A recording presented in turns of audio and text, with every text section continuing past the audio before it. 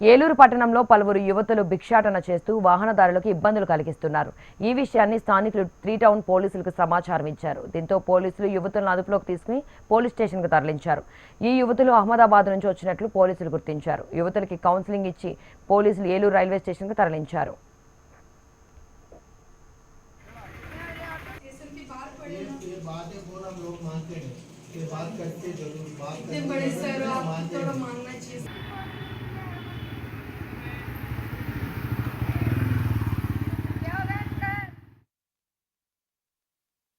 ఈరోజు ఉదయం ఏలూరు 3 టౌన్ పరిసర ప్రాంతాల్లో అంటే బస్ స్టాండ్ ఏరియాలో కలెక్టర్ ఆఫీస్ రోడ్లో కొంతమంది స్త్రీలు భిక్షాటన చేసుకుంటున్నట్టు, తద్వారా ప్రజలకు కొన్ని రకాల ఇబ్బందులు కలిగిస్తున్నట్టు సమాచారం రావడంతో సిబ్బందిని పంపించి వాళ్ళందరినీ కూడా సెక్యూర్ చేయడం జరిగింది.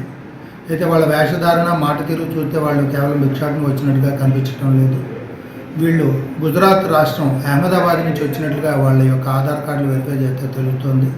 అక్కడ న్యాచురల్ కలామిటీతో మేము సర్వం కోల్పోయి మాకు ఏదైనా ఆర్థికపరమైన సాయం చేయండి అని చెప్పేసి వాళ్ళు రిక్వెస్ట్ చేస్తున్నారు. అయితే దీంట్లో వాస్తవం ఉన్నట్టుగా కనిపించట్లేదు. వీళ్ళని పోలీస్ స్టేషన్కి తీసుకొచ్చి వీళ్ళ ఆధార్ కార్డులు అవి వెరిఫై చేస్తున్నాం. క్రిమినల్ బ్యాక్గ్రౌండ్ గురించి కూడా ఏదైనా వివరాలు కానీ సేకరించగలమనేది కూడా మేము ఆలోచించి చేయడం జరుగుతుంది.